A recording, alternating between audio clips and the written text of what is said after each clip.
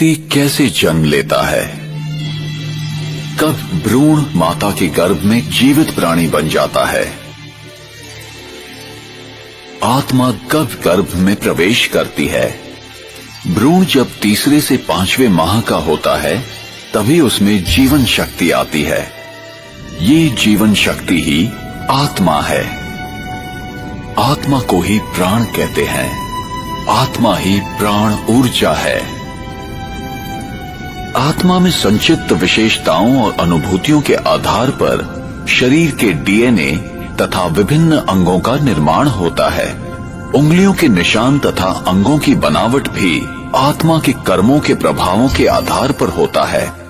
दूसरे शब्दों में, मैं आत्मा ही अपने शरीर की बनावट का निर्धारण अपने विचारों, मनस्थिति और कर्मों के द्वारा करती हूँ। सामान्यतः जब आत्मा नए शरीर में प्रवेश करती है तो पिछले जन्म के अनुभव, स्मृतियां और घटनाओं को भूल जाती है। कुछ उदाहरण ऐसे हैं जबकि व्यक्ति अपने पूर्व जन्म की कहानियां सुनाते हैं जिन्हें जांच के बाद सत्य पाया गया है। हम अक्सर देखते हैं कि अबोध बालक बिना किसी कारण रोते हैं या हंसते हैं। पूर्व जन्म की स्मृतियां ही इसका कारण होती हैं। इसकी दूसरी ओर मृत्यु क्या है?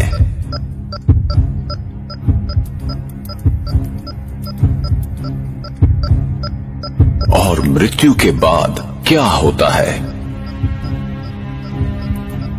एक जीवित व्यक्ति कैसे मृत शरीर के रूप में परिवर्तित हो जाता है? मृत्यु वो स्थिति है जब आत्मा शरीर छोड़ देती है।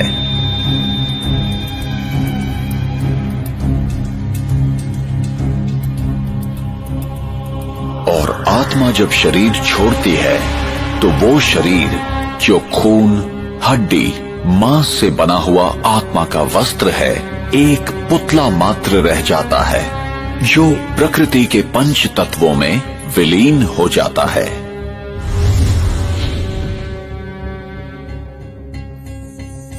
अपने पुराने शरीर को छोड़ आत्मा दूसरी माता के गर्भ में प्रवेश करती है। मनुष्य आत्मा पशु योनि में नहीं जाती।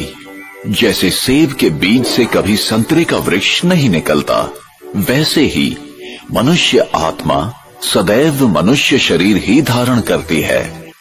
आत्मा जब भी किसी नए शरीर को धारण करती है तो वो अपने नए मित्र, संबंधी और अपनी एक नई पहचान बनाती है।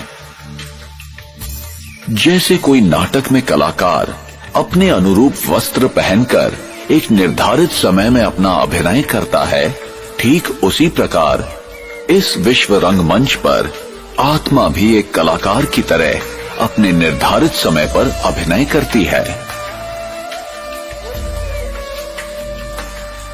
और जब शरीर अधिक उम्र, बीमारी या किसी घातक चोट के कारण बेकार हो जाता है, तब आत्मा शरीर को त्याग देती है और जन्म उपरांत जन्म लेती जाती है।